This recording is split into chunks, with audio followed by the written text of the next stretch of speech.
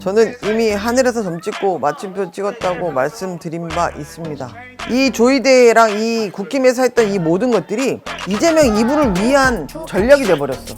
이분이 정말 운이 어떻게 이렇게 운이 있을 수가 있어. 이렇게까지 했는데도 안 죽는다고? 이런 얘기가 나오는 거야. 네, 선생님 안녕하세요.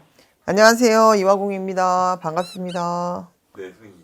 이 방송이 나갈 때쯤이면 이제 대선이 보름여 정도 남았을 건데 오늘의 주제는 이제 이재명 씨. 네, 이재명. 저는 이미 하늘에서 점 찍고 마침표 찍었다고 말씀드린 바 있습니다. 밑바닥부터 올라서는 그 긴 세월 동안 우리 국민들이 살아가는 그 노고와 고충을 가장 현실적으로 아는 분이라고 생각해요. 여쭤보고 싶은 게 있는데요. 네. 대장동. 정말 이재명 후보자랑 연관성이 전혀 없을까요? 제가 보여지는 건 하나씩 얘기를 할게요.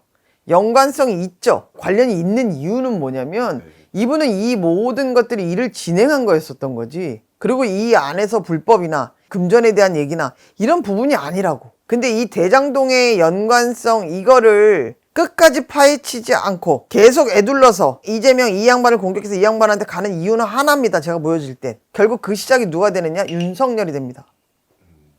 대장동이 문제가 불거지고 된 것들은 돈이에요. 부산저축은행. 결과는 그렇게 갑니다. 그렇기 때문에 애써서 막아. 애써서 이거를 차단해. 애써서 누군가한테 누명을 씌워. 이게 되는 거예요. 이 부분은 분명히 밝혀지게 되어 있어요. 그럼 반대로 이제 어느 정도 이재명 그 후보자도 그 이야기를 다 알고 있을 건데 왜 그거를 꺼내지 못하고 있는 걸까요? 얘기를 한들 누가 들어주나? 언론에서 다 막아버리는데? 윤석열 전 대통령이 했던 가장 큰 게 뭐였냐면 언론을 장악해버렸잖아. 모든 걸 다 차단했잖아. 통로를 막았잖아.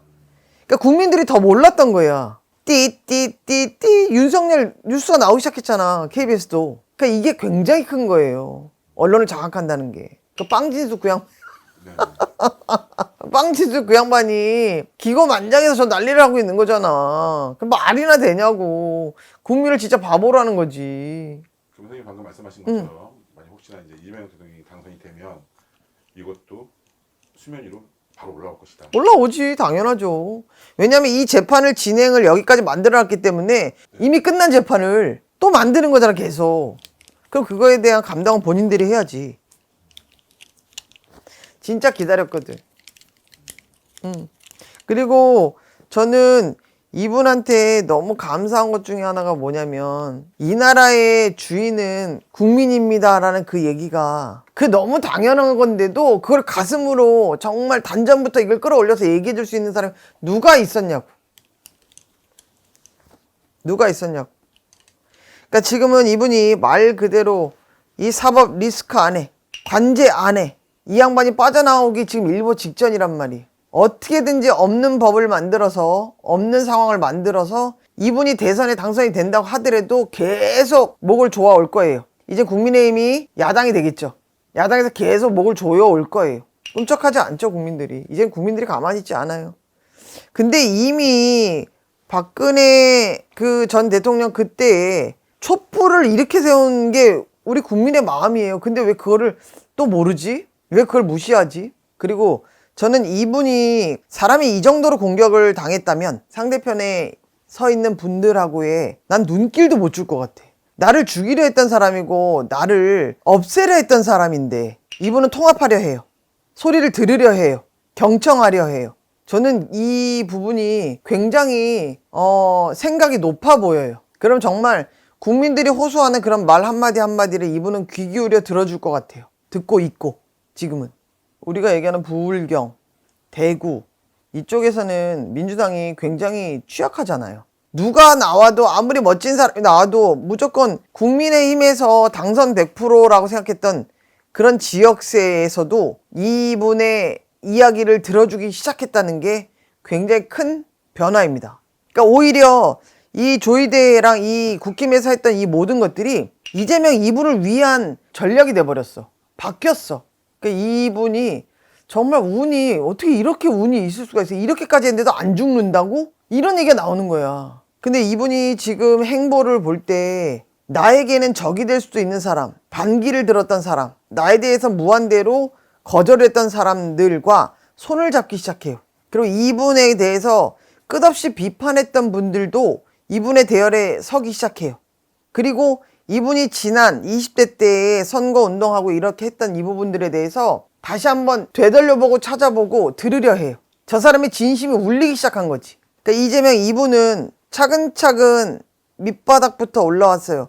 제가 그 살을 뚫고 올라왔다는 얘기를 해드린 적이 있는데 이분은 그런 것들이 이분을 더 단단하고 견고하게 만들었어요. 정말 밀도 있게 이 양반을 만들어준 거예요. 이분은 완벽하게 준비가 되어 있어요. 지금 선대위 그 다음에 이 이재명 캠프 안에 있는 모든 사람들이 정말 의기투합, 모든 분들이 다 이 양반을 향해서 손을 뻗고 있어요. 너무 멋있어요.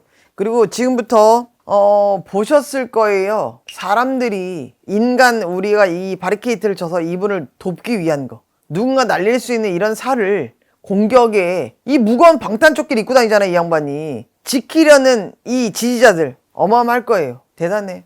근데 이제 선생님 아까도 말씀하셨지만 반대 의견을 냈던 사람들과 네네. 이제 뭐 소통을 하게 되고 뭐 예를 들면 뭐 거대 야당의 대표이니까 그래도 차기 거의 뭐 확실시된 네네. 당선이 확실시된 대표이기 때문에 그 사람들이 살기 위해서 붙는 건 아닐까요? 아니, 왜냐면 그 분들도 야 설마 진짜 말도 안 돼, 진짜 그런 거 아니야? 저 사람 때문에 사람이 죽었대, 무슨 일이 있었대. 자꾸 언론에서 그런 얘기가 나오면 진짜라고 사람들은 생각하고 뭐가 있으니까 저런 얘기가 나오겠지. 아니 땐 굴뚝에 연기가 나겠어? 사람들은 다 그래요. 저도 마찬가지였고 에이 뭐가 있으니까 그러겠지. 뉴스는 그렇게 본단 말이죠. 근데 저는 직업이 있다 보니 또 여쭤보고 할 거잖아요. 근데 아무리 털어도 뭐가 없어. 집안 사정은 집안 사정인 거지. 그걸 왜 정치까지 끌어들이냐고. 여태까지 아무도 안 했던 이 시대 통폐합을 하실 거고, 두 번째 검찰 개혁을 할 겁니다. 세 번째 국민의 안전, 국민의 안위를 이분은 만들 거예요.